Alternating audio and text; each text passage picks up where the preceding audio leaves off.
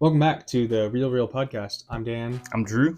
and today, as you can tell, it is a new year. It is no longer the same year. Wow, haven't seen you since a year ago, as the clever joke has said. But this is an episode we've been thinking about for a while. We've had it on our minds because previously, last time we used to talk about this, I actually hated the idea of New Year's and New Year's resolutions. And I'll tell you why. I always thought it was so BS that like you'd put so much importance on one day, or you couldn't change yourself till one day. We'll go more into that, but this has been on our hearts for a while to talk about, and I've actually changed my perspective. So if you, I have as well. I've always yeah, been a fan of it because of the power of it that comes from a new year and starting something new or bringing something new into your life. And I actually don't really like it because of a phone conversation from the other day. yeah, and we're gonna go into that. So listen to what we have to say. Um, it's funny because so my stance used to be I thought New Year's Day and the whole changing your entire ideology on one day, waiting that you can only change to be a better person one day of the year. I thought that was BS. However, I've actually come around to liking New Year's, and I'll tell you why. And it's because, man, our culture has given so much power to this one day that I think it's actually a unique power and a unique crutch for those who don't have enough willpower to do it any day of the year. Yeah. I used to think, man, like every day is a new day. You can start being a better you right now. Day one or one day. Exactly. Everyone talks about one day I'll do Yeah. this, but it could be day one. You could do it Right. today. It doesn't have to be January 1. It could be March 23rd. Like it can be any day. And why are you waiting all year to do that? But I do respect New Year's a little more now, and my perspective has changed. I think the cultural backing to how much power New Year's has is actually kind of unique in the fact that you go out January 1st, and anyone you meet is like, "Oh yeah, this is my Oh, resolution." they tell you about it. It's You can't get away from it's it. like You go to work. CrossFit or like volunteer firefighting or like you used to be in the military. Like you have to tell someone, "I made a resolution." They're like, "Cool, that's good for you." What is it? Go Yeah. ahead and tell me. Okay. I know What you're is it? going It's to. gonna This come is- out, and so everyone is spurting out their New Year's resolutions. Um, and sure, that can be annoying. And if you go to the public gym, gosh, I know you're having a nightmare. Gym goers that go all year long, people who are not me, gym goers that go every day or work out 3 days a week consistently, they're there at 4 a.m. I know that they hate this time of year. One of the guys we work with, we were talking to him about that today, and he was like, "Gosh, man, I went to the gym the other day and I couldn't even work out. There was so many people there." And we talked about the guy with the 45-pound plate tied between his legs that's trying to jump up and down on the Smith machine or something. They don't even know how to use the equipment, but they're there. Yeah, They're there. doing some new workout you've never even seen or heard of, and it's They're definitely making it not up as safe. they go. Yep. But hey, we are proud of you for being that guy with a 45-pound weight between your thighs. Do your Smith machine pull-ups. You keep going, man. Like, don't let the people already yoked and stoked at the gym get you to go away. Like, keep going. And even more importantly, when you see somebody at the gym that's doing what you want to be doing, whether it's lifting the weight you want to lift or looking the way you want to look, go ask them to work out with them. Right. Don't feel free to ask. Gosh. Like, that is a big thing in our cultures. A man can't ask for help, but yeah, I don't think you can make it to being a great man without asking for help from time to time. It's not feminine to ask for help as a man. Right. It's not.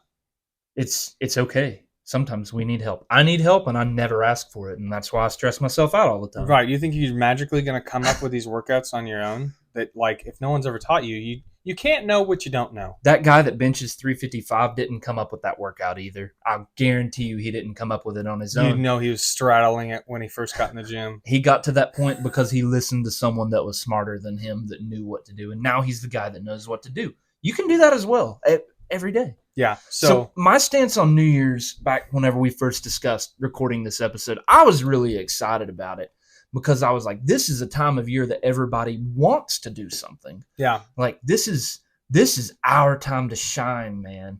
because everyone wants to do something, and we want to do something as well. So that's exciting to have multiple people that are on the same page, in Right. agreement with each other. They're There's on board. nothing more powerful.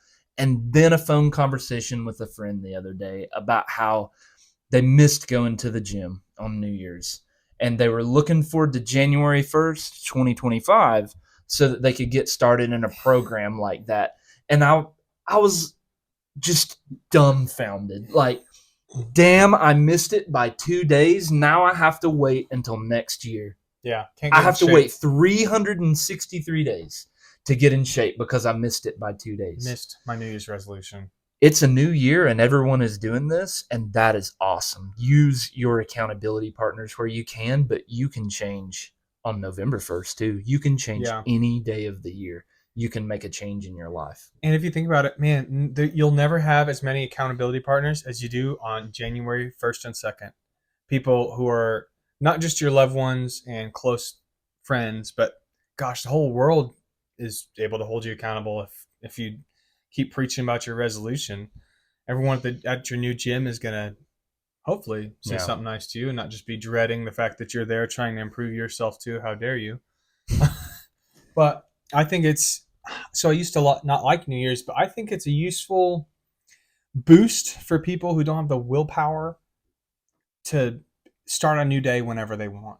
Start fresh in the middle of the year. If you're just getting started out in this, a lot of times it's tough to mentally handle the stress that comes along with personal development. So the new year is a great time to do this because everyone's doing it as well. Yeah. It's awesome. And I really used to rag on it. But I started new resolutions this year, not really intentionally. It kind of came up after, like it was probably January 2nd by the time I came up with the idea of what I wanted to do. Do you want to share those with us? Sure.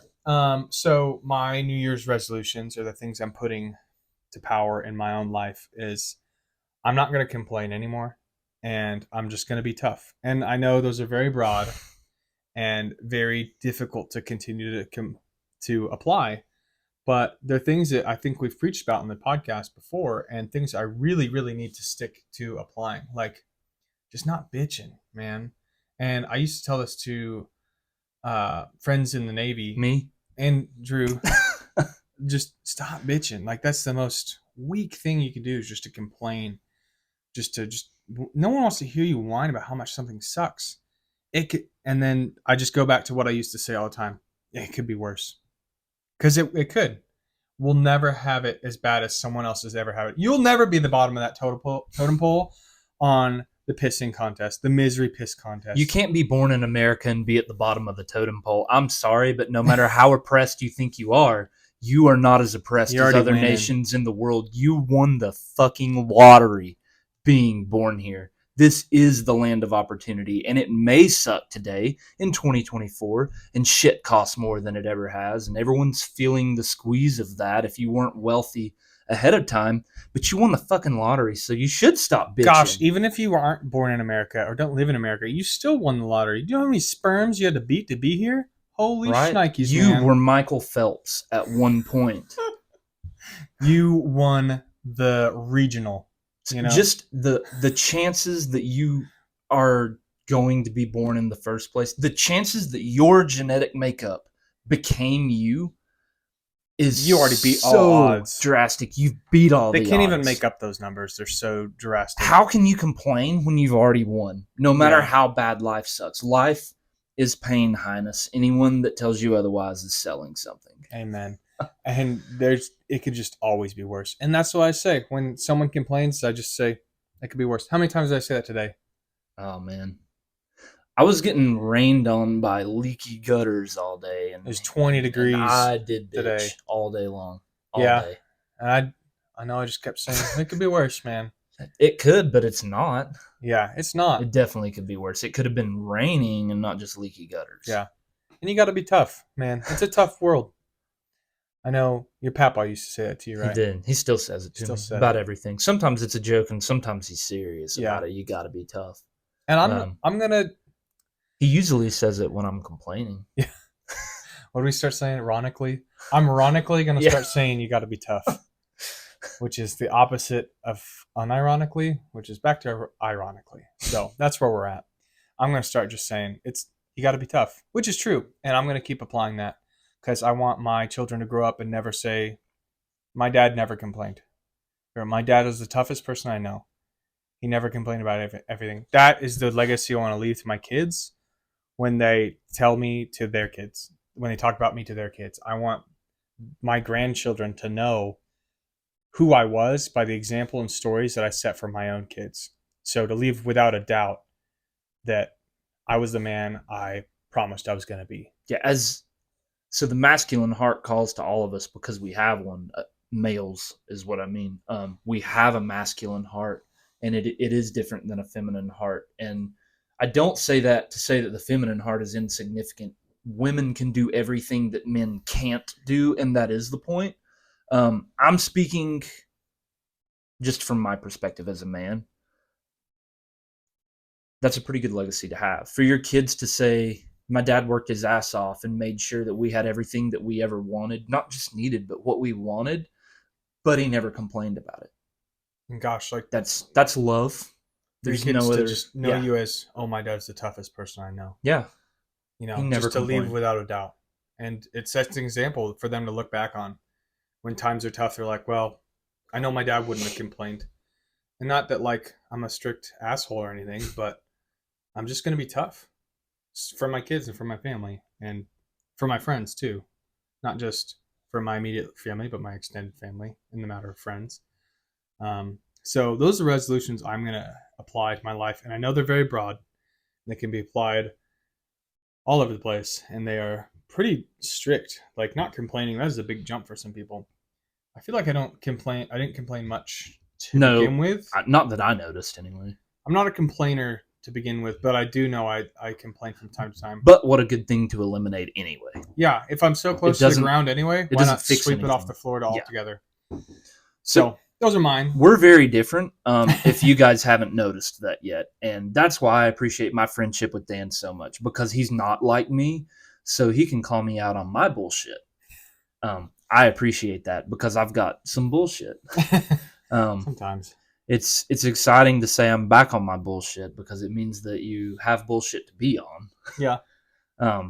But in all seriousness, I don't like the idea of resolutions necessarily. I just set goals for myself for the year and I break them down into categories. So I have categories like career goals or relationship goals or family goals, spiritual goals, financial goals. And I set all these things throughout the year. Travel goals, even material goals. What are the materialistic things that I want this year? The things that I want to buy for myself, because that's important as well. Set a goal to do it and then remind yourself of it, and you can. But I go through usually about the month of December and January, and I'll write 100 of these things. Yeah, you do. I'll fill out 10 categories with 10 of them, and I actually don't achieve them all every year. But what I've noticed is in writing these at the beginning of the year, the goals for 2024, what I want to achieve in 2024, or the successes that I want to have in my life, as long as I remind myself of these things, I'll achieve 80 of them.